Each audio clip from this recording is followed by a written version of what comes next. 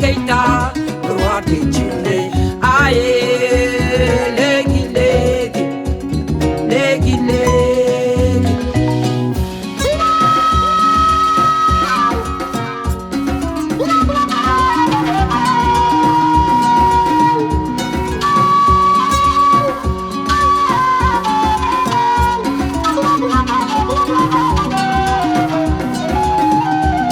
xoolal lii ndax jaadu na xoolal lii ndax jaadu na dama jékki-jékki sama bopp metti looy metti sama tànk metti testan yi metti xoolal lii ndax jaadu na danga jaale metti nga bugg a wér waaw maa bugg a wér man mii maa bugg a wér te loo danga jaale mu metti nga bugg a wér waaw maa bugg a wér man mii maa bugg a wér te loo kon topp ma waaxul topp ma yóbbu la ci doomu soxna Mariama Kamara Cerno Mulle Sow léegi nga am loo gis léegi nga am loo yëg inshallah nga am loo gis bu soobee Rabbi nga am loo yëg dëgg war naa ñoo gisee kone Sénégal war naa ñoo gisee te dëgg war naa ñoo gisee kone Sénégal war naa ñoo gisee doomu ndey am nañ seen yóbbante nanu gisee Cheikh Khalif général Thierno Moule Sow Soundiata Keita le roi des djinns aye léegi salaamaaleykum mbokku téléspectateurs yi nga xam ne ñoo baaxoo di seetaan TMS TV ñoo ngi leen di nuyu di leen ziar macha allah tey ñu nekk ci 11e jour koor gi macha allah ñu gis xalif général des jinne doo da yegg si noonu ci biir kër gi macha allah daal di def tamit bëlëm bu baax macha allah le xalif général des jinne borom kun macha allah nii lay demee ci saa su ne le xalif général des jinne mi ngi noonu doo ko yegg si ci clinique bi macha allah mi ngi noonu borom kun macha allah ni nga koy waxee ci saa su ne sëriñ bi nga xam ne macha allah référence la ci réew mi sëriñ bi nga xam ne moom mooy jël ay millions di ko def ci doomu aadama yi macha allah ak fi réew mi toll macha allah mooy xalif général des jinne xalif général pour les médecines traditionnelles du monde macha allah le maréchal Donoy Sogolon Donoy Kuli Tengalaak Yoro Tengalaak ni ma Tengala suñu waajaa ngi noonu tubaarikàlla macha allah ni ma koy waxee ci saa su ne bu wax ji bëree du yow bu coow ji bëree du yow macha allah bu jëf ji bëree yow la macha allah le xalif général des jinne comme ni ñu koy waxee ci saa su ne waajaa ngi noonu du ñëw mooy waaji ci biir waaji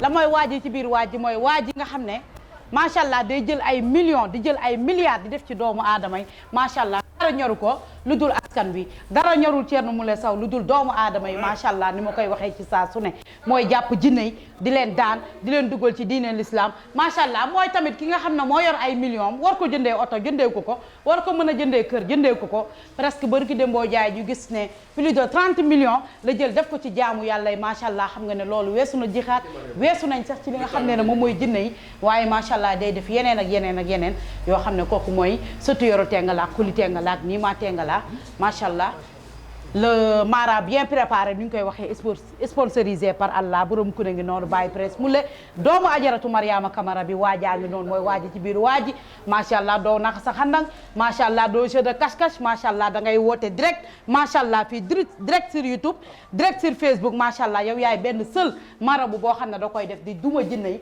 di leen daan di leen dugal ci diine l'islam macha allah suñu waajaa ngi noonu Moustapha le khalife général des jinne yegg si na borom kun doomi ajaratu Mariama Kamara la solution des djinns macha allah def katu lu baax baa ngi noonu macha allah le khalife général des djinns borom kun macha allah mi ngi noonu. jërëjëf Ngoné doonay segolon baa ngi noonu Moustapha macha allah. waaw fi mu ne nii nag ndogu moom mooy waaj a pare. waaw ñu fas yéene nag dem ci jàkk yi nekk Parcelles Assainies yëpp.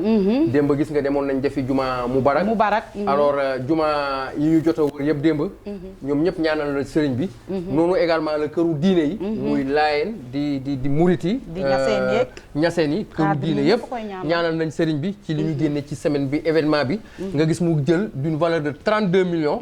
jënd ko ay ceeb ak diwlin defe naa Parcelles Assainies presque du ma ne ñëpp am nañ mais presque genn wàll gi yëpp am nañ. ak Cambérène ñëpp am nañ kon defe naa ni sëriñ bi kenn amul payam donc dañ koy bàyyee yàlla suñu borom. moom rek moo ko mën a fay. defe naa ni ku yor ay jinne ñàkkoo dara. te defe naa ni ku recruter personnel boo xam ni. da nga leen di fay ay millions chaque fin du mois. kër gi ku fi ñëw aussi doo fay lekk doo fay naan. boo yeggee ci kaw dundu baa nga fa. kon defe naa ni du ma wax sax. the king of the king mais le king des kings laay wax donc defe naa ni ngoone mu nekk loo xam ne lu am solo la ngeen ñuy suivre en direct sur la TMS TV ak l'arrivée du khalife général le roi médecine traditionnelle du monde le maréchal l'empereur le roi des rois le khalife des khalifes di Alaaji Thierno Moule Sow defe naa ni sëriñ bi moo jàpp jinne bi nga xam ni moo gën a dangereux ci monde bi muy le roi Haha bi nga xam ni moo daaneel batolo Joola te l'histoire batolo Joola presque ñaari junni nit faatu nañ ci daaneel également bateau Titanic jàpp Mboose Kumba jigéen macha allah jàpp maam Kumba Lamb Ngoone macha allah maam Kumba Lamb macha allah jinne yi nga xam ne ñoo magoon nekkoon ci àdduna bi di ruubee jinne bi ñu naan gul dëkkum moo ko jàpp daaneel ko macha allah muy jinne bi nga xam ne moo nekkoon biir Mbàkke di ruubee macha allah gis nañ bërki démb ndigaroon soomoon xale bi fi ñëwoon am 30 jinne macha allah moo jàpp tamit ki nga xam ne moo nekk lëg daaru mbay macha allah ni ma koy waxee ci saa su nekk lëg daaru di sa maam tubaarikàlla nga di ko tiitaroo perte nga ndax lëg daaru ku ne xam ne fii lay yeewoo ci pegg Alaaji Thierno Moule Sow macha allah les frères rouges ngi noonu qui détectent les mauvais esprits l'enfant bien préparé sponsorisé par Allah mi ngi noonu borom bëtu Allahu Muhammad macha allah ki nga xam ne ay bëtam Allahu la ay yaramam Allahu la léppam Allahu la barki Dembo Ndiaye la yëkkati lu mat 30 millions jox ko ay millions de personnes fii ci buntu kër gi tegaat ci 2 dem prolongation ni ma koy waxee Moustapha ci saa su ne nee naa suñu sëriñ yaramam day tàng ndee dem prolongation ci saa su ne ndax jaamu yàlla yi kese ñoom ñoo ko yitteel ndax bu ko neexoon tey ji day toog yor ay millions am def ko ci poche am jëndee ko kër wala mu jëndee ko oto waaye def ko lan moo ko ñor mooy jaamu yàlla yi kon nag xalif général day jinne mi ngi noonu di yegg si suñu waajaa ngi noonu macha allah borom kun macha allah xalif général ngi noonu macha allah mbooloo maa ngi nii comme ni nga koy gisee chaque jour ci weeru koor lañ nekk sax mais teewul ne liggéeyul sax mais patients yi dañuy ñëw à chaque fois moo tax gis nga kër gi ni mu mel nii patients yaa ngi noonu di ñëw macha allah xalif général des jinne moo ngi noonu xalif général des jinne ñoo ngi lay nuyu di la ziar bu baax a baax macha allah ñu ngi gis noonu macha allah ni ñu koy waxee ci saa su ne jinnee ngi noonu ñu gis muy ponkalum góor affronté xalif général mi ngi taxaw di vibrer di lox commencé di reetaan le xalif général des jinne kon nag nañ la may mu jàkkaarloo yëkkati na loxo. La vérité apparaît.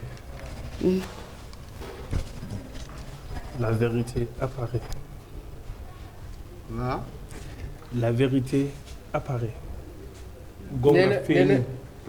nee na dëgg feeñ na. Gonga feeñ. Gonga feeñ. Ce gars, je l'ai emmerdé, il t'a vu dans ses rêves 3 fois dans la nuit. Il t'a une fois appelé en France. Et pourtant, il voulait venir spécialement pour toi. Je l'ai empêché.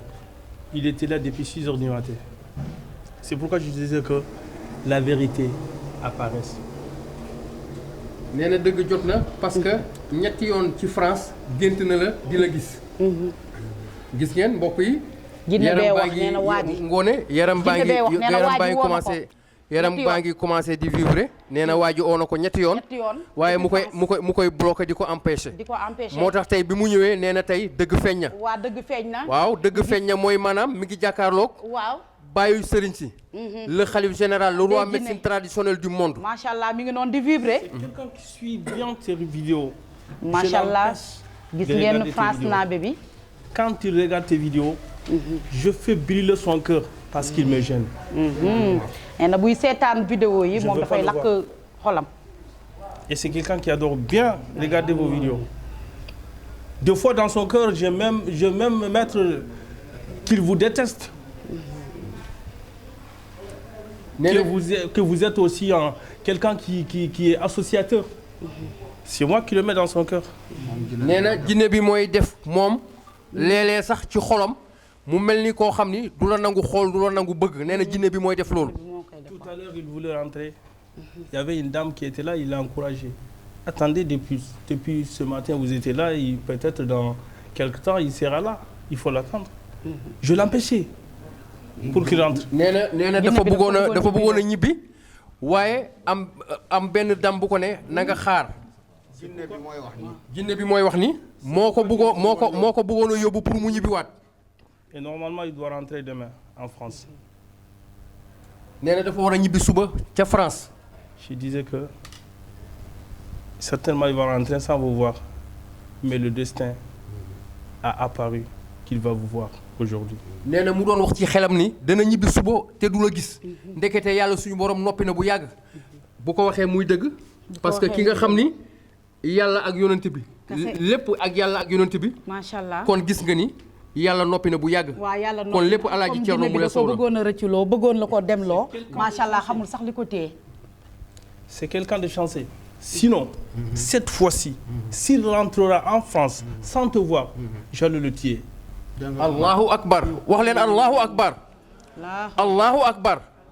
dégg ngeen li mu wax nee na su ñibbi woon te gisul la xalif général Alaaji Thierno Moule Sow da koy rey day faat bakkanam. Il était là le mardi. Il a rencontré l'un de vos employés, il a demandé. Le gars lui avait dit de revenir à 16h. Il disait, ah, si c'est 16h, c'est pas important. C'est moi qui l'a mis dans son code de ne pas venir. dégg nga nee na mi ngi woon fii talaata. nit ñi ñu ne ko fii ak 16h est-ce que sëriñ bi dana ñëw nee na mu mujj a ñëw nee na loolu lépp jinne bi moo ko defloo. moom jinne bi mooy wax. waaw. Là, je sais, vous êtes capable. J'assume. J'accepte que vous êtes capable. nee na moom nangu na moom jinne bi nee na nangu na que ni li ko yàlla may moom rek la ko yàlla may ci kaw suuf. Mais je le protégeais aussi. nee na waaye jinne bi nee na waaye daf koo protéger. Ça ne fait même pas 2 semaines, il y a l'un de c'est un musicien, lui. Lui. Ouais, c'est un musicien. Un musicien là. C'est quelqu'un de très bien connu au niveau de son milieu. nee na musicien bu ñëpp xam bu ñu ràññee la ci àdduna. Il y avait l'un de ces musiciens qui est décédé. C'est moi qui l'ai tué. Quel musicien? C'est un batteur. Lui, je le djembé. C'est moi qui l'ai tué.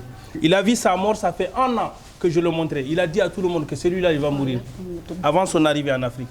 Il a fait 3 ans, 4 mois en Europe. Comment il s'appelle? Le musicien, il s'appelle Modi, mais les gens l'appellent Sandé. C'est moi qui l'ai tué. Il vivait où? Il vit dans leur pays. C'est en Mauritanie, lui. C'est en Mauritanie. Ils sont dans la même ville. Ça, je l'ai emmerdé, je te le dis. Je l'ai emmerdé. Il était en France, j'ai gâté tout ce qu'il a comme bien. Son argent, tout ce qu'il gagne, je le gâte. Même ici, pour venir, je ne l'ai pas voulu. Il a pris du crédit pour venir. Sinon, il touche bien. Guinée bi nee na kii moo ko toroxal yàqal ko alalam yàqal ko lu bare bari même pour mu ñëw fii sax seet si sëriñ bi sax dafa mujj a leb ut crédit pour mën a ñëw fii. Le premier avion il a échappé c'est grâce à moi. Le premier avion daf ko échappé. nee na avion bu njëkk bi daf ko rëcc. Il doit être là le 14 il est venu le 15 c'est moi qui l'ai empêché. lépp moo ngi def moo ngi koy parleloo rek pour mu bañ a ñëw. pour mu bañ a ñëw. Tout ça, c'est pour l'empêcher parce que lui, il ne sait pas. Mais moi, je sais que quand il vient, il ne rentre jamais en France sans te voir. Parce qu'il passe tout, il t'a vu dans ce rêve pendant 3 fois. Tu te vois la nuit. Machallah. nee na gént na sëriñ bi ñetti yoon. Là, j'accepte. nee na nangu na. xam na ni yàlla rek moo mën a maye. Comment tu t'appelles? J'accepte. jinne bi. sëriñ bi nee na jinne bi nan la tudd. Comment vous vous appelez? Moi, je m'appelle Christine. Je suis chrétienne. Sa famille, j'ai détruit. Ses enfants sont dispersés, sont devenus des orphelins. Ses femmes sont devenues des veuves. Pourquoi je disais ça? Parce qu'il ne s'entend pas avec une femme. Ça se donne. Ses enfants, il les voit, mais il n'a pas ses enfants chez lui. Si tu n'as pas tes enfants chez toi, cela veut dire quoi? Ces enfants sont devenus des orphelins, mais vivants. Le père vivant. Les gens croyaient que ce sont des sorcelleries. Non, c'est moi. C'est toi. nee na nit ñi dañu yaakaar que ni mbir mi li ko dal lépp. Christine. ay gàllaaj la. wala ay liggéey waaye na jinne bi nee na moom lépp la. moo. Je te respecte, mais j'ai pas peur de toi. Je me respecte. Je te respecte. Mais tu n'es pas mon peur. Non. Pourquoi? Depuis que Dieu m'a créé, je n'ai jamais eu peur. Je suis une femme. Oui, mais aujourd'hui, tu vas peur, moi. Non, tu n'as pas bien compris. Je peux te respecter, mais je n'ai pas peur de toi. Le marabout a dit que tu vas lui craindre aujourd'hui. Jamais. Pourquoi? Parce que Dieu ne m'a pas créé en tant qu'un djinn d'être peur. Je ne suis pas créé pour la peur. Je suis créé d'être respectueux. Et beaucoup de démons sont passés par là et tenaient ce même genre de discours. Et le marabout a réussi à les terrasser tous. Tu peux m'écouter, s'il te plaît? J'ai regardé ces vidéos, j'ai vu ces démons que tu es en train de parler. Oui. Et il les a terrassés tous. Tu m'écoutes? Je suis aussi une chef telle d'une tribu. Ah bon? Bien sûr. Je 1000 employeurs comme lui. Et ces employeurs, je les envoie partout. Et ils sont partout. Ils dévorent partout, ils tuent partout. Moi, je vous dis, je suis un assassin. nee na moom jinne bu garaaw a garaaw la boo xam ni assassin la dafa yor ay employé am ñoo xam ni di leen yónni comme ni ci sëriñ bi di yónnee ay jinneem ñuy def. Tu peux m'écouter un peu? Lui, c'est quelqu'un qui a de la foi. Je le laisse prier, il fait ses prières, il fait ses écrits, il fait tout. Je le laisse. Je ne l'ai pas empêché à faire cela, mais j'ai dévoré sa famille. J'ai divisé sa famille. Mais grâce à toi, je vais les rassembler. Tout le monde va être inquiété. tàccu leen loolu bu baax a baax a baax. nee na moom moo tas seen famille. Celle-ci, c'est sa femme. Elle pensait que la femme vient de la dire que c'est grâce à elle qu'elle est venue. Non, c'est pas la femme qui l'a amenée. Il a pris l'intention et il a demandé à Allah. Tout ce qu'il demande, Dieu le fait. Parce que c'est un enfant, mais c'est quelqu'un qui a commencé à l'adoration d'Allah depuis le bas âge. Et qui a mémorisé le Coran dans sa tête. Mais souvent, je le fais tromper. Même dans ses prières. Parce que moi, je ne suis pas musulman, je suis chrétienne. Et je suis dévoratrice. Je dévore. kon mbokk yi ngeen dégg que ni kii jinne bu garaaw la jinne bu soxor la dem na ba ci buy julli sax daf koy réeral daf koy gëlëmal. Ça c'est son grand frère, tu peux lui demander. Il y avait un très grand problème au sein de leur famille. Tout le monde l'a haï. Son grand frère là, tu peux lui demander si c'est vrai ou faux. Tout le monde l'a haï parce qu'il est parti en France. Ce n'était pas ça. C'est moi qui ai mis dans le cœur de chacun d'haïr cet enfant-là. Vous l'avez vu, il vous a trahi, il est parti, il ne va jamais revenir. Tout le monde a haï. Son père, sa mère, ses frères, ses soeurs. Et pourtant, il a tout fait. C'est un artiste, mais tout ce qu'il a gagné, il a fait pour sa famille. Ok. Alors, vous avez entendu ses propos. Oui, qu'est-ce que vous pouvez nous dire de ce qu'il vient de vous interpeller? Ce qu'il a dit, il a raison. Il a raison. Tout ce qu'il a dit, il a raison. Comment?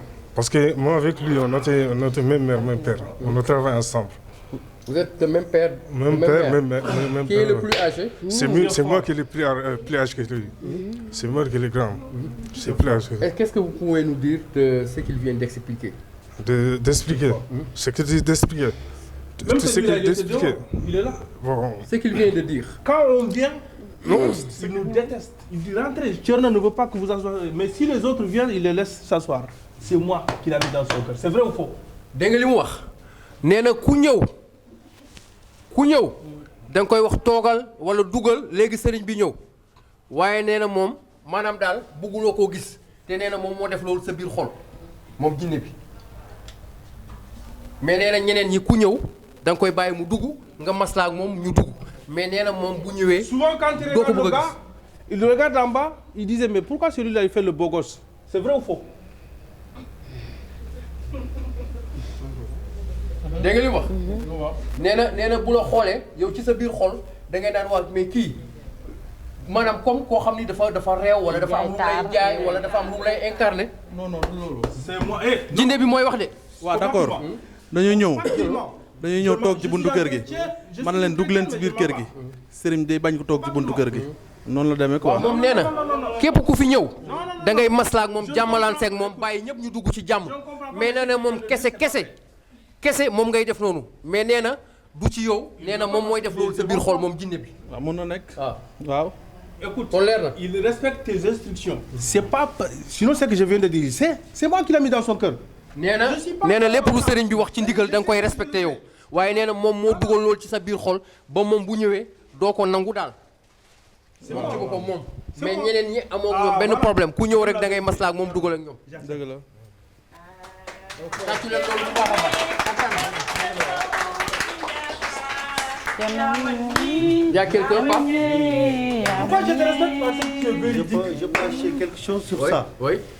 Vous comprenez le Wolof? Si... Je préfère que vous allez directement au Wolof. Ok, léegi man démb lañ ma téléphoné, je vis à Dakar. maa ngi dëkk Sacré-Cœur. sama jabar bi ngi Marseille. Mais je fais la navette. Je fais la navette entre Paris, Orléans, Marseille, tout ça. sama jabar démb dafa ma woo ne ma dafa gént.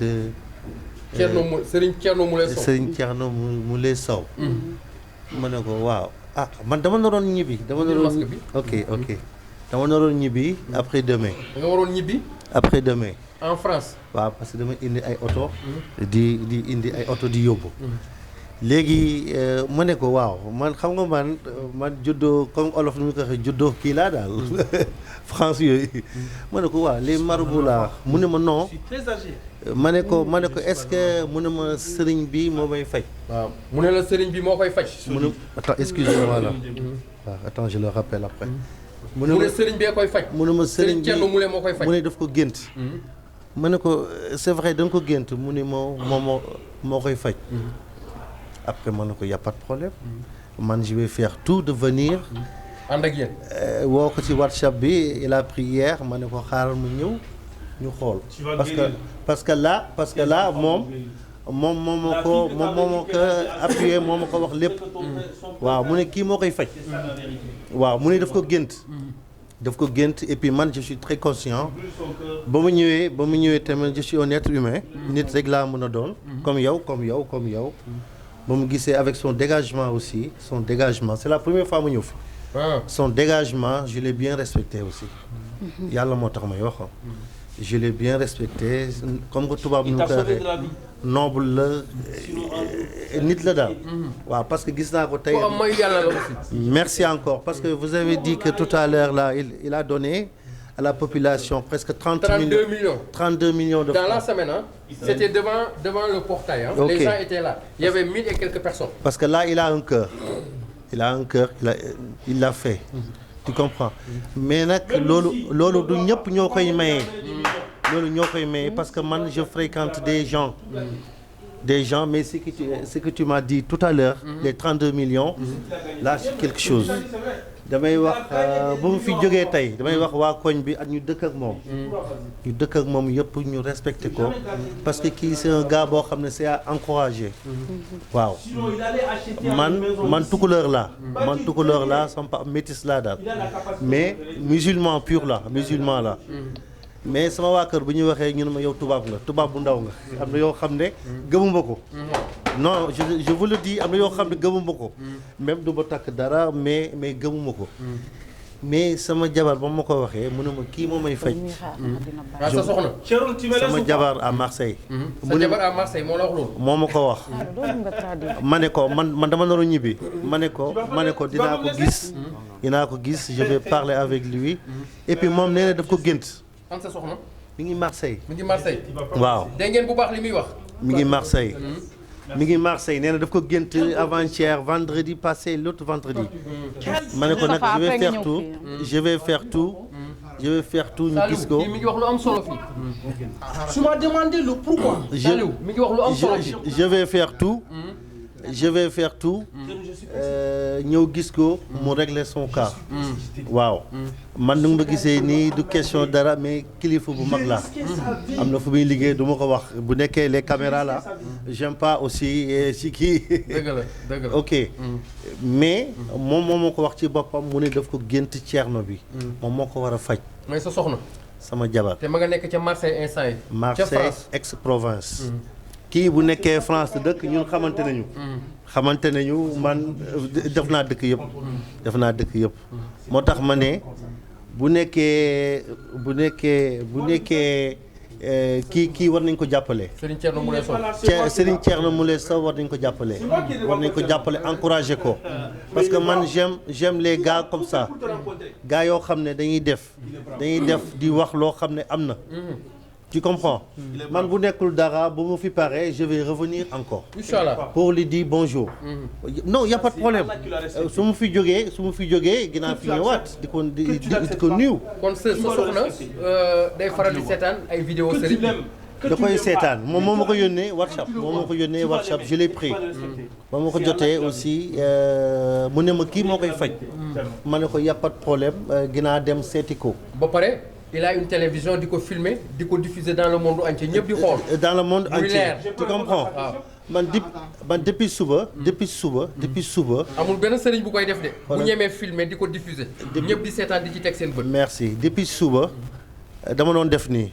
je vais partir ou bien je vais partir aw ma essence. da nga doon hésiter maanaam. aw ma essence. démb ci guddi dama jógee parce que oto yi dañu grève. merci démb ci guddi.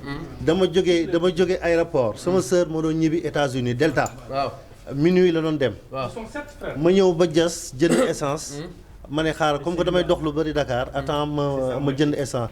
depuis suba ba léegi station ba taxaw doomu essence. parce que dañu grève. c'est ça. moo tax ma ne kii yàlla na ko yàlla jàppale daal. yàlla na ko yàlla jàppale mu leeral lépp. après la vie continue. Macha Allah. merci. ba ci kanam. jërëjëf. on est grand. kontaan nañ. ok on est ensemble. à tout à l'heure. ok merci. Merci. Il est venu, c'est son frère, il s'est déplacé jusqu'en Mauritanie pour juste venir le voir. Mais c'est alors pour aussi rencontrer la preuve que je veux lui montrer. C'est ton frère, il faut le croire. Tu es dans son cœur. Il ne cesse jamais de t'aimer. Mais c'est moi qui a mis dans vos cœurs de l'haïr. Vous avez haï. Tout le monde a décessé. Et pourtant, il a tout fait pour vous. Tout ce que vous voulez. Et quand il est parti en France, tout le monde a senti sa place. Il était le seul qui a pris la charge de toute une famille. Il a commencé à financer la famille à l'âge de 12 ans. C'est vrai ou faux? Oui, c'est vrai.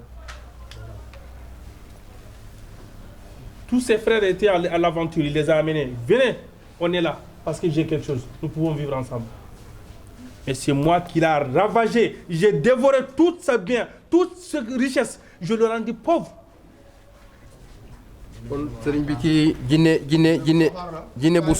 Mais c'est un croyant. C'est un croyant. Tout ce qu'il dit, parce qu'il disait toujours, c'est Allah qui m'a créé. Il pouvait me tuer, mais s'il ne m'a pas tué, c'est qu'il y a du bien devant moi. Et il y a du bien devant lui, parce qu'il a rencontré Thierno Moulé. Okay. Je vais répondre à ta question. Oui, vas-y. Répète la question. Ok, j'ai dit pourquoi donc tu veux que Thierno te laisse. J'adore bien. Filmez-moi parce que je veux être visible. Ce que j'ai en train de dire, je ne dis pas les mensonges. Il y a des gens qui regardaient. Et pourtant, les gens ils l'ont rendu comme étant comme quelqu'un de menteur. Ce n'est pas un menteur. Et tout ce qu'il dit, ça se réalise. Souvent, c'est moi qui bouleverse les choses. Qui ça? Le gars là? Le gars. Il a 3 noms. 3. On l'appelle Moussa. On l'appelle Djobo Fodier. Ça, c'est son nom d'artiste. Tu vas sur YouTube, tu le vois. C'est quelqu'un qui est visible. Et quel est le troisième? Le troisième, c'est Cherna. Ça, c'est un marabout qui vivait au Mali. Il est décédé. Et même ce marabout, il l'a vu dans ce rêve. C'est un artiste, mais c'est un croyant. T'as dit ta question, c'est quoi encore? Pourquoi tu veux que Thierno te laisse? Merci. Thierno, parce que moi, on m'a envoyé de rentrer dans son corps. C'était pour 2 objectifs. Soit le tuer ou le rendre fou. Je ne l'ai pas tué, je ne l'ai pas rendu fou. Et tu veux que je sorte dans son corps? Je le laisse tranquille? Non, Thierno. Non. Je suis un chef comme toi. nee na donc bëggul donc dafa bëgg Thierno donc Moulé Sow bàyyi ko parce que dafa bëggoon. filmez-moi je vous dis. wala mu dofloo ko mais dootul mën a def loolu. léegi Thierno ñëw ne ko bàyyi ko donc mu nekk loo xam ne doy na waar bëggul daal vraiment génn ci yaram xale bi nee na nag xale bi am na 2 tur Dioba Moussa ak beneen tur. En France tous ses amis l'ont quitté, ils l'ont haï. Ils ont dit qu'il est devenu une autre personne. France, tout le monde l'a haï. Tout le monde l'a haï. Il était chez l'ami de sa mère. Il était chez l'ami de sa mère. Au départ, c'était bien. En fin de compte, j'ai mélangé la famille. J'ai même tué des gens à cause de lui. Depuis quand tu l'as suivi? Très longtemps. Depuis son enfance, à l'âge de 7 ans. Depuis 7 ans, mais j'ai apparu à l'âge de 32 ans. mu ngi feeñ ci âge 32 ans la feeñ exactement. fanweeri at ak ñaar. léegi moom lan ak lan la gën a yàqal xale bu góor bi. Ok, qu'est-ce que tu as gâté exactement pour ce jeune homme? Oh, je ne peux pas tout dire. Mais tu peux dire au moins. Je ne peux pas tout dire. Pourquoi tu ne peux pas tout dire? Merci. Pourquoi tu ne peux pas tout dire? J'ai gâté ses études. C'est quelqu'un de très très intelligent. Je le rendis quelqu'un de paresseux, mais il n'est pas paresseux, il est toujours courageux. J'ai gâté ses biens. C'est quelqu'un de populaire. J'ai chassé ces gens. Même ces musiciens sont partis, hein. C'est moi. Sa famille l'ont haï. C'est moi. Tout le monde croyait maintenant qu'il est devenu menteur parce qu'il n'a rien. Non. Non. Pourtant, c'est un croyant. Et pourtant, chaque fois, il dit dans ses paroles, ceux qui sont partis pour le mensonge reviendront pour la vérité. Et ces gens vont revenir pour la vérité. Parce que je suis devant les sommes.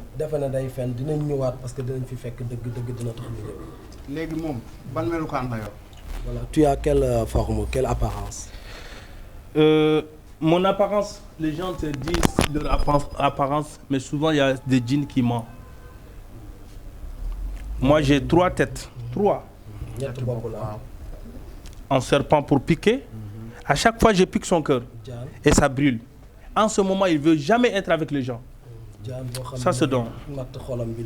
Deuxièmement, j'ai la tête d'un âne. Il ne veut jamais qu'un enfant crie à côté de lui. Ça le rend fou. Troisièmement, j'ai la tête d'une chèvre. Parce que je suis une femme.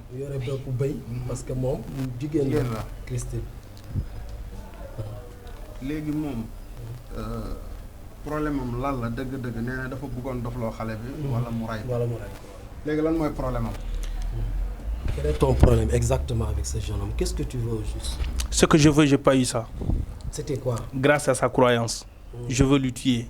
Tu veux juste le tuer? Le tuer ou le rendre fou. Mais pourquoi? Parce que toi tu l'aimes ou quoi? Tu es jalouse de lui? Non. Nous on ne peut... Pourquoi un djinn peut être jaloux d'une personne? Nous ne sommes pas le même genre. Mais c'est juste parce qu'on m'a envoyé. Son père. C'est son père lui-même. Le frère de son père. Le frère de son père. Il a sacrifié son fils à cause de cet enfant. Comment s'appelle-t-il? Le père de son frère. Celui-là, il le connaît. De son père. Comment s'appelle-t-il? Il faut dire à ta famille, il s'appelle Lamine. Les gens l'appellent Kouragei. Il est où maintenant? Il est où? Il est là-bas lui-même. Bon. Il est en Mauritanie. Je ne dirais pas que ça lui reste beaucoup ou pas. Mais il ne va pas vivre longtemps. Pourquoi je dis ça? Pourquoi je dis ça? Pourquoi tu dis ça? Parce que je sais que dans ce corps, le gars, il se tient pour me chasser dans son corps. Et alors que moi, si je sors dans son corps, lui, je ne le laisse pas vivre.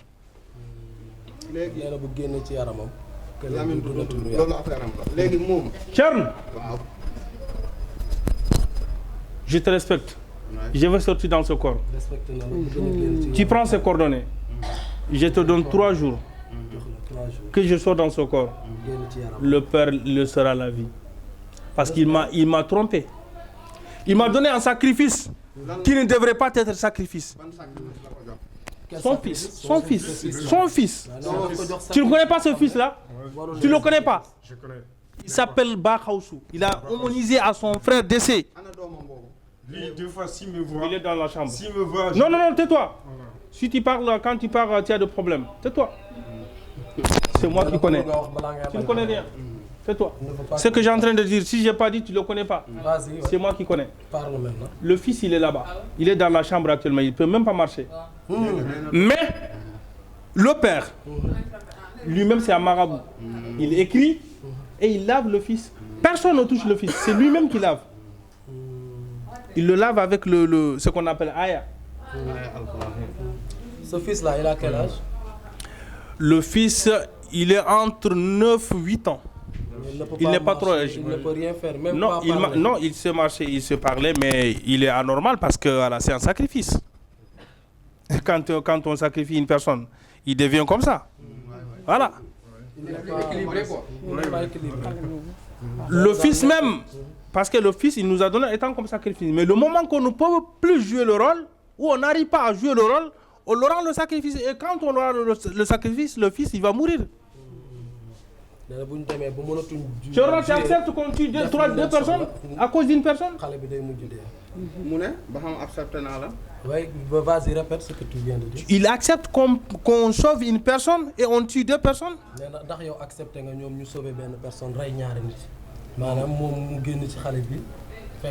Mais je sais, attention, il y a une chose. Celui-là, c'est une personne, mais il a sauvé des milliers de personnes. Qui? Celui-là. Le gars. Il a sauvé des milliers de personnes, je te dis. Parce que toute une famille, ils ont l'espoir que sur lui. Oui, mais comment a-t-il sauvé ces personnes? Juste parce que les familles ont l'espoir sur lui ou quoi? C'était l'enfance, je ne savais pas. Le père, il nous a appelés, il nous a proposé. Bah, vous savez, s'il y a des djinns, chacun tu lui donnes ce qu'il veut. C'est vrai ou faux, Tcherno? Si. Lui, il ne fait pas comme ça, c'est ce qu'il te dit. Il fait comment? Non, lui, il ne fonctionne pas comme ça. Non, mais ces djinns qui les a capturés. Et ces djinns ne mangent pas. Non, même s'ils mangent. Mais alors, mais écoute, quelle que soit la manière, écoute-moi. Ils sont derrière lui et ils respectent ce qu'il dit. Écoute-moi, ils sont convertis, mais toi qui es là, est-ce que tu manges le même repas chaque jour? Non, non. Et alors? Est-ce que nit ñi dañuy lekk benn et alors man bokkuma ak ñooñu man jinne yi may jàpp yi may capturé dama leen di tuubal li ñuy lekk la ñuy lekk ndax jinne dañ daan naan deretu nit dañ daan rey ay nit di lekk nit bu ma leen tuubalee yooyu yëpp dañ koy bàyyi di dund li ñun comme lu ñuy dundee. Donc lui il dit qu'il n'est pas comme ces gens-là. Quand ils capturent des djinns, ils les convertissent en l'islam et ils vont manger ce que les personnes humaines vont manger. Donc, ils mangent la même chose que les personnes humaines. D'accord? Les djinns qui buvaient du sang. On est dans un même contexte. Ouais, allez-y, vas-y. Ce que vous ne m'avez pas compris. C'est ce que vous venez de dire. Il les donne ce qu'ils mangent. C'est ça. Quand même. Effectivement. Voilà. Et nous aussi, il nous a proposé ce qu'on veut manger. Qu'est-ce qu'on veut manger? C'est d'avoir son fils en tant que sacrifice. C'est tout. C'est ce que vous vouliez. Et le fils, il nous rend service. Comment vous rend-il service? Merci. Tu sais, un être humain, il est trop cher pour nous le djinn. Si, bien sûr. Bien sûr. Nous marchons dehors de sa chair, son corps, son sang, vous marchez dans de sa chair, la peau et le sang de son esprit.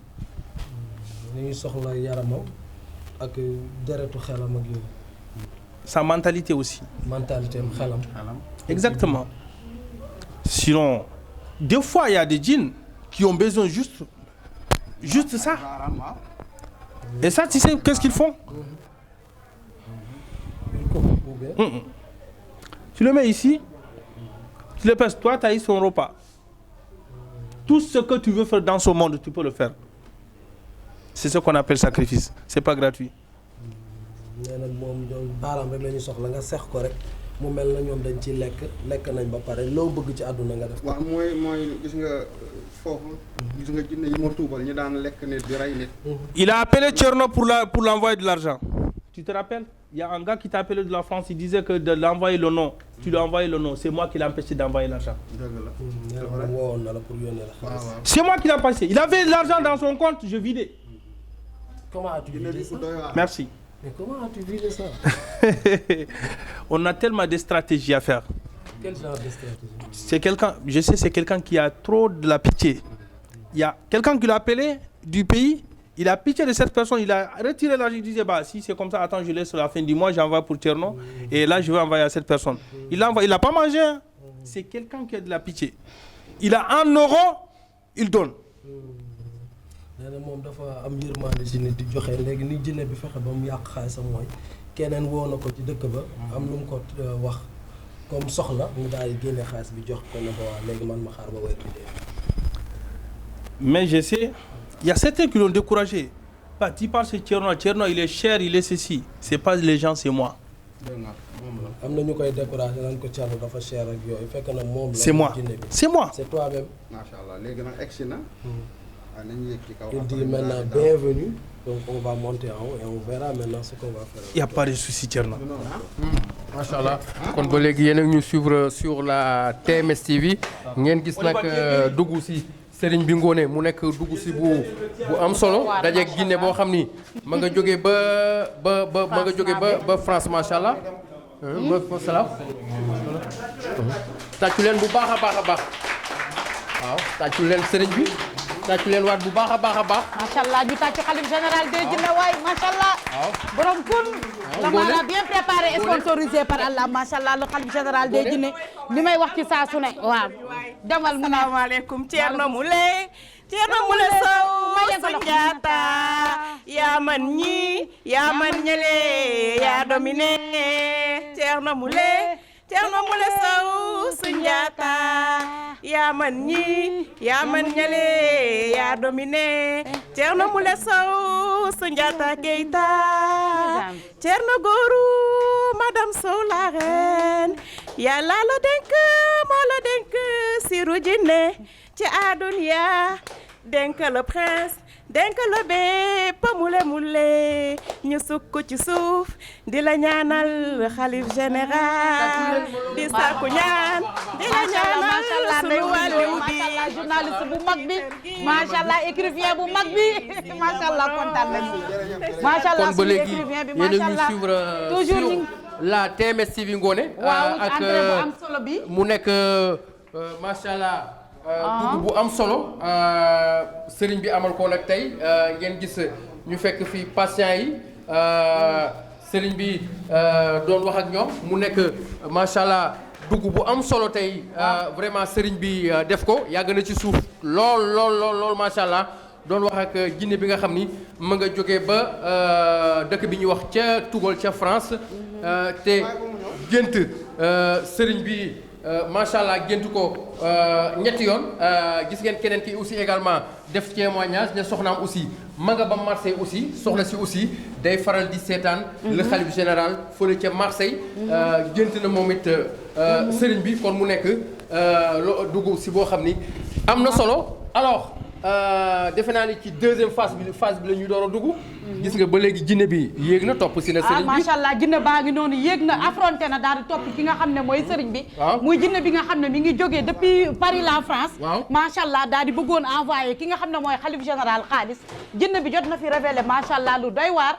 mu nekk jinne boo xam ne jigéen la chrétien la macha allah nee na mu am ñetti bopp benn bopp jaan bi nga xam ne moom mooy piqué ci xolam di tàngal xoluwaa ji am tamit bi nga xam ne moom mooy bopp bëy ak beneen bopp boo xam ne moo nekk ci moom la xalif général des jinne le king of the king le maréchal le brodé dëmm l'empereur tàcc leen surtout Soundiata Keita bi macha allah nee naa leen li jinne mag macha allah vaar la jëm te waaji bi mu taxawee dafa affronté dafa taxaw dëggal macha allah gis nañ ko nooy na wàcc na dafa nangu dafa dëgëroon mais instant yi nangu na màcc na mi ngi xiiru def yëfu gaynde macha allah ki mooy xalif général des jinne macha allah jinne bi nangu na kon jinne lu mu rëy jinne lu mu màgg jàkkaar naa bu jàkkaarloo ma dem vaar waaw maa ngi nii ñoo ngi nii ci kanamu association Thierno Moule Sow macha allah ñiy joxe addiyee doole di préparer li nga xam ne mooy ndogu jinne baa ngi noonu nga xam ne bu rakku papaam xam nga magu papaam moo ko dugal ci moom mu ànd ak waa këram ànd ak jabaram jinne bi yàq addunaam détruire addunaam moom muy chanteur bu mag nekk di dund fi nga xam ne mooy Paris macha allah tàggale koog nit ñi yàq alalam yàq xaalisam macha allah xalif général des jinne muy jinne bi nga xam ne kenn mënu koo gis yaakaar naa surtout Soundiata Keita bi yoro tengala kuli tengala ak niima tengala wàccee na jinne bi ba jinne bi nangu na jinne baa ngay xiiru jinne baa ngay jaayu jinne baa ngay xiiru jinne baa ngay jaayu macha allah ci kanamu xalif général macha allah jinne bu jàkkaarloo moom wàcc tàccu leen la xalif général des jinne le king of the king c'est le king of the king le maréchal le brodé d'or l'empereur tàccu leen lii l'empereur dina baa ngay jaay l'empereur dina baa ngay jaay le king of the king le maréchal la solution des djinns le king of the king bàyyi solution nga noonu dina baa ngay vibrer dina baa ngay vibrer dina baa ngay jaay le khalife général des djinns le king of the king yekk na ko dina suuf the king, the king of the king. Thierno Moule Sow, Thierno Moule Sow, Thierno Moule Sow, Thierno Moule Sow. Serigne Doble, Serigne physique, Serigne Jambaar, Thierno Moule. waaw. bu wax ji bëree du yow, bu jëf ji bëree yow la. Macha Allah jinne bi wàcc na, jinne chrétien bi wàcc na, jinne bi doon yàqal waa ji yàq na. jinne bi doon yàqal musicien bi wàcc na devant le khalife général des djinns le king of the king le maréchal devant tout le monde jinne France nabe baa ngi noonu ñu bàyyi koog le khalife général des djinns kon ngoone macha allah sëriñ bi ñu ngi lay ziaraat di la jox sa wàccuwaay bi nga ñëwee dugg nañ ci suuf macha allah kon ñu bàyyi sëriñ bi continuer ba léegi. waaw gisuma la woon. guddal fan waay yàlla fi teewee amiin waay. lu jinne mag vaar la jëm suñu waaji borom kun fa yakun le mara bien préparé sponsorisé par Allah la solution des djinns la ilaha illallah Muhammad rasulullah le mara bien préparé sponsorisé par Allah mi ngi tuur ndox li dafa fees mi ngi tuur xewal jinne baa ngi tuur xewal xam na ne dëgg mooy dëgg jinne baa ngi tuur xewal macha allah la solution des djinns. Ngoné waaw kon ba léegi ñu commenté ko sur la TMS TV. waaw ñu commenté ko sur la TMS TV. nee naa leen lu jinne màgg bu jàkkaarloog moom dem vaar. waaw yeneen jinne yi. piqué na yeneen jinne yaa ngi jooy macha allah jinne yaa ngi yëngu le king of the king le maréchal. La solution des djinns. J'ai ravagé sa vie. Kay le miracle des djinns. J'ai mis sa vie en arrière. nee na moo ko yàqal adunaam. moo ko yàqal lu bare. Il y a certaines choses qu'il avait perdues. Il peut jamais le rattraper. Inch'Allah. nee na am na lu mu nee na am na. Ce n'est pas seulement le bien. Il est jeune. Il peut rattraper le bien. Mais les connaissances.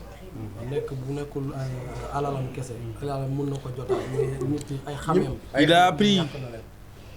Il a fait ses études jusqu'au niveau bac. C'est moi qui l'ai empêché d'avoir. Et certainement, s'il avait eu le bac, je le tuais. Pourquoi je t'ai dit que c'est quelqu'un de très chanceux. Il est populaire.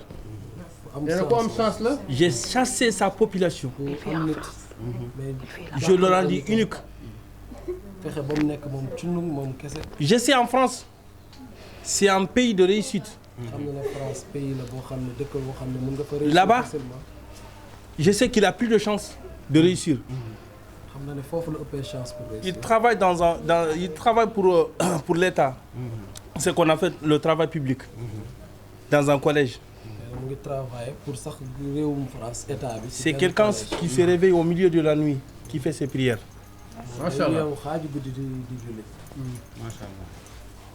Je pleurais parce que j'ai eu des émotions. Ce que je fais à ce gars, je le rendis en arrière, que les gens ne l'ont pas cru. Mais on ne peut jamais contre le destin. nee na da koo delloo ginnaaw bu baax a baax. mais nee na yoon bi suñu yàlla bind. le destin jaam bi mënu koo échapper. est là. Le destin est là. La vérité apparaît. Thierno, fais ce que tu veux faire. Machallah. J'accepte. loolu waay. macha allah. moom jinne bi. est-ce que lu mu gis fii mos na ko gis fenn gis nga dafa nangu. bu wàcc. est-ce que lu mu fi gis mës na ko gis feneen ñaata at moo ngi ko yàqal yàgg na depuis xale bu góor bi am 7 ans moo ngi ko topp di ko yàqal ba tey yàq adunaam yàq léppam kii waroon na réussir macha allah nee na bu amoon bac daf koy rey nit la ko yàlla may nitu wërsëg la waaye nag rakku papam xaw ma magu papam moo ko boole Guinée bi defe naa ne nag lu ne fàng kenn du ko jeex le xalif général des Guinée le king of the king defe naa ne gis ngeen ba ma ñëwee mu commencé di yëngu gis ngeen li ma jëflante ak moom mbir mi du wax mbele coow la damay jëf ñëpp di gis adduna bi yëpp di gis xam ngeen ne le xalif général moo fi ne le king of the king il dit nag na nga def macha allah. Il dit tu t'es prosterné devant lui. Est-ce que ce que tu as vu ici tu l'as une fois vu dans ta vie? Ça je l'ai jamais fait. J'ai prosterné mais pas pour devant quelqu'un, une personne. Jamais. Jamais. Hier, il avait montré une vidéo à son frère. Ça, c'est ce qu'on appelle le raqi. Les gens qui lisent le Coran sur une personne. Ça, il a fait en France plus de 50 fois. Ça n'a rien servi. alors nee na frère am daf ko wonoon vidéo maanaam ngay jàng alxuraan ci kanamu jinne bi mais loolu moom def na ko plus de 50 fois mais jëriñu ko dara. J'ai réagi. nee na réagiroon na. J'ai prié. prié woon na. J'ai accepté de convertir. accepté woon na mais je sais qu'au fond de moi je ne suis pas converti. mais xamoon na ne. ci biir xolam moom tuubaluñ ko. lui je sais qu'il va me chasser de ce corps. mais xam na ne yow moom di nga ko génnee ci yaramu xale bi. xam na ne mën nga. macha allah. J'avoue, qu'il va me chasser dans ce corps. Mais ce que j'ai dit moi aussi, c'est mon service, je vais le faire. C'est-à-dire même si je convertis, les deux personnes, ils vont mourir. Parce que j'ai 1000 employés qui ne sont que des assassins, qui ne font que tuer. Donc les deux autres personnes vont mourir quoi. la moo tax moom bu génnee ñooñu war a dee affaire bi sacrifice su farmason la wala lan parce que moom bu bàyyee rek dëyee dañuy dee sànq ba tey mi ngi koy répété foofu bëgg nañ mu leer ndax affaire bi dafa laal ci farmaçonnerie wala. Alors, elle dit bon toi tu dis que quand tu sors de ce garçon les deux autres vont mourir pourquoi cela est-ce que il s'agit d'un sacrifice de farmaçonnerie ou quoi exactement. Farmaçonnerie c'est quoi? Franc-maçonnerie. Des Illuminati. Je comprends. Non. C'est pas ça. Tu sais, je ne suis pas seul moi. Peut-être moi, je peux me convertir. Mais les 1000 employés, ils ne vont pas être convertis. Ouais. Ah, mais tu peux donner des ordres à tes employés et leur demander de rester. Ils ne sont pas à ta... L'imam n'est l'imam que quand il est à la mosquée. Mais s'il est chez lui, on l'appelle marabout. Voilà, mais est-ce qu'il n'y a pas possibilité que tu leur parles d'abord avant qu'on te fasse... Il y a beaucoup de marabouts qui prient avec un imam, mais il n'y a qu'un seul imam qui prie pour tous les marabouts.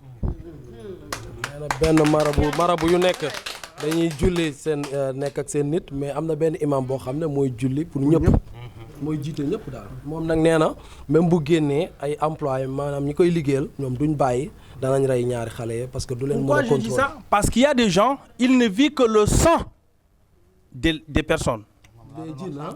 Bien sûr. Ils ne vivent que le sang des personnes. Ils ne vivent que le sang des gens, des personnes. Et alors que ces personnes, moi quand je suis converti, je ne suis plus leur chef.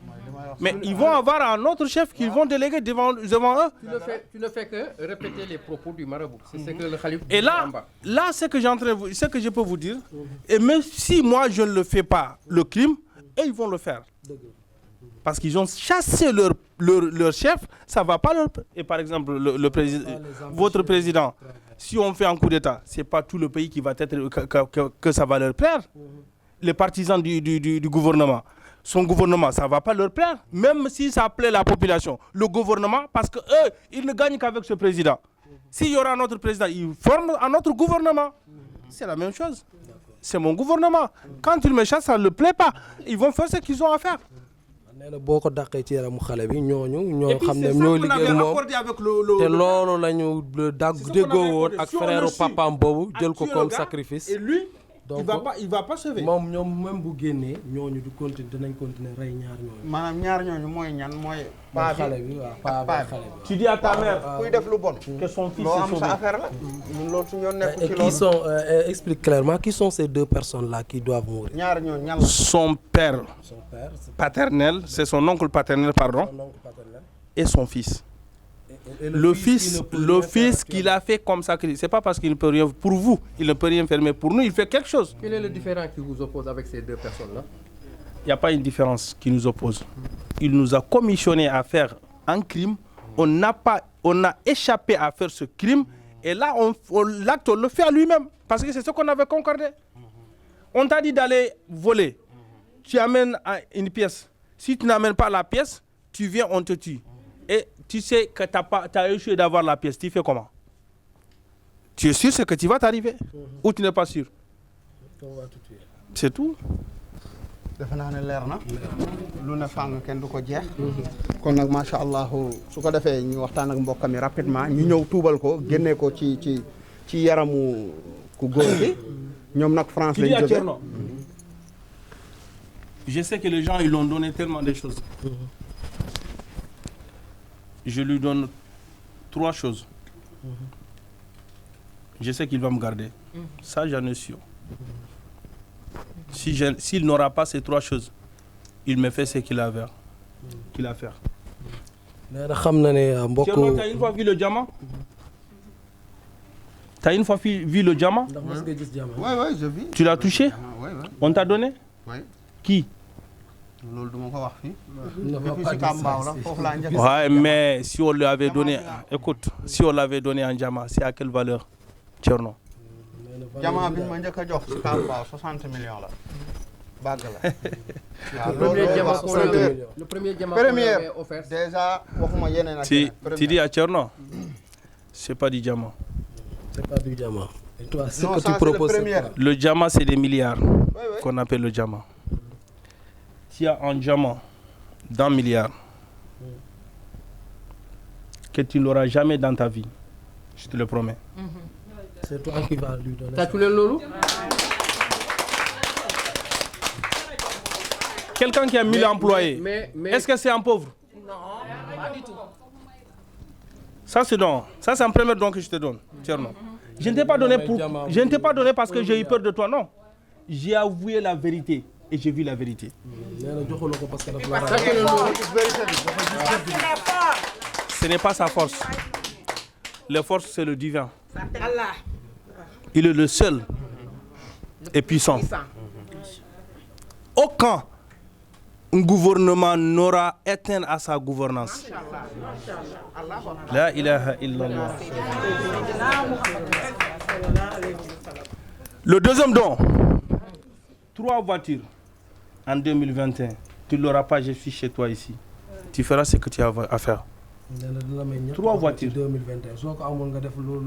Et puis c'est de nouveaux modèles. Hein. Inch'Allah, le Khalif général des djinns, la mara bien préparé et sponsorisé par Allah. T'as-tu le liwaï? Inch'Allah, le Khalif général des djinns, l'empereur. On t'a donné une maison, King of the 3 ou 4 étages, construit fini. On t'a donné ça? 3 ou 4 étages. Non, je sais, on ne l'a pas donné. Écoute, je sais, non, écoute. Je sais, il n'a pas ça. Et toi, qu'est-ce que tu proposes maintenant? Il aura une maison de 4 étages.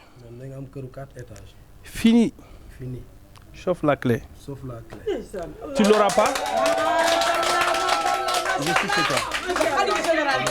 Mara bien préparé. Le gars lui-même, ce qu'il va venir faire, ça je ne parle pas à sa place. Parce qu'il avait des promesses. Quand il guérit, ce qu'il a à faire, ça c'est lui et son cœur est entre toi. Ces 3 dons que je t'ai dit, il faut le noter, tu le mets à côté.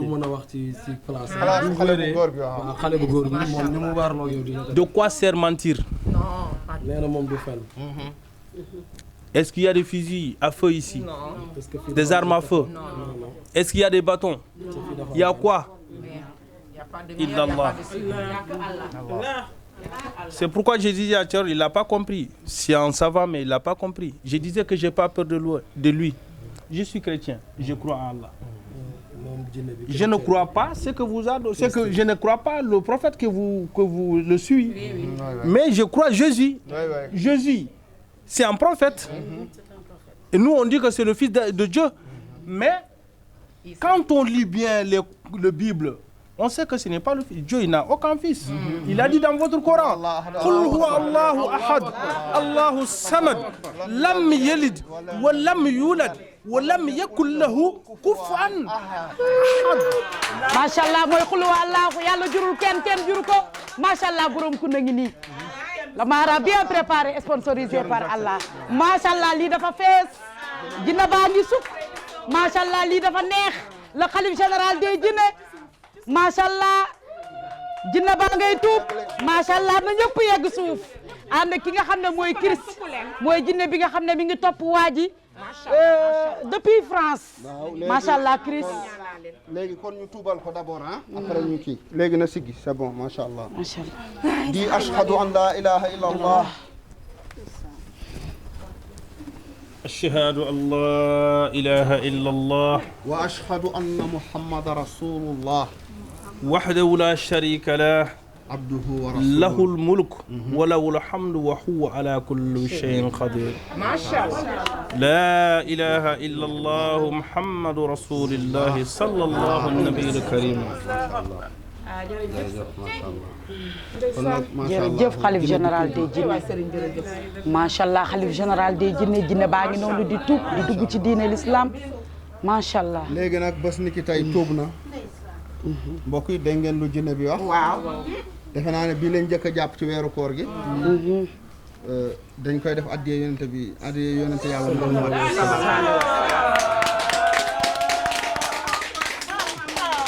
addiyee yonente bi lañu fay def. moom laa njëkk a jàpp ci weeru koor gi. xam ngeen ne taalibe yaa ngi nii di préparer mburu yeeg ndogo yeeg yooyu. def nañ ko addiyee yonente bi sallallahu alayhi wa sallam. addiyee suñu borom. D'accord. C'est le premier démon. sallallahu alayhi wa sallam lii dafa neex. C'est ce nom ci weeru koor gi. lii dafa fees social jibatina ci xalif général des jinne. barki démb la nee na boobu la bëgg. joxuma ko tur. waaw léegi dama koy jox tur dama ko tuddee dama ko tuubal ba pare. macha allah kon nag mbokk yi gis ngeen defe naa ne ñii xaw ma leen France lañ jógee. tey lañ fi door a mës a ñëw. waaw waaw dégg nga lu jinne bi expliqué. lui il part demain. moom waxoon nañ ak moom téléphone mu war ma yónnee xaalis dégg nga yónnee wu ko sax ndax jinne bi moo ko bloqué woon. dégg ngeen loolu. C'est moi. J'ai gâté tout son argent parce que je sais qu'il va venir voir ces gars-là. Je sais. Il n'arrête pas de regarder ces vidéos. Il a même osé de l'appeler. Il a dit d'envoyer le nom qui doit l'envoyer l'argent. Ce jour-là, Tcherno, il était un peu choqué. Parce qu'il ne le sait pas, il ne le connaît pas très bien. C'est vrai ou faux, Tcherno? Ouais, je sais. Ce jour-là, c'est moi. C'est moi. Il t'a rappelé une deuxième fois d'appeler le nom. Ça sonnait, t'as pas pris. C'est moi qui t'a empêché, Tcherno. C'est moi. C'est après que tu as appris, mais tu étais un peu choqué. Tu lui as envoyé directement le nom. Depuis lors, il t'a pas appelé parce qu'il a senti. J'ai dit, mais tu appelles le gars, tu as vu comment il t'a humilié? C'est moi qui l'ai mis dans son cœur. Il a voulu, le lendemain, il a voulu envoyer l'argent. Immédiatement, il y a quelqu'un qui a... C'est son ami que je tuais, qui a envoyé de l'argent à cet ami-là parce qu'il était malade. C'est moi qui ai tué ce son musicien. C'est moi. Le musicien... Ah, bah oui.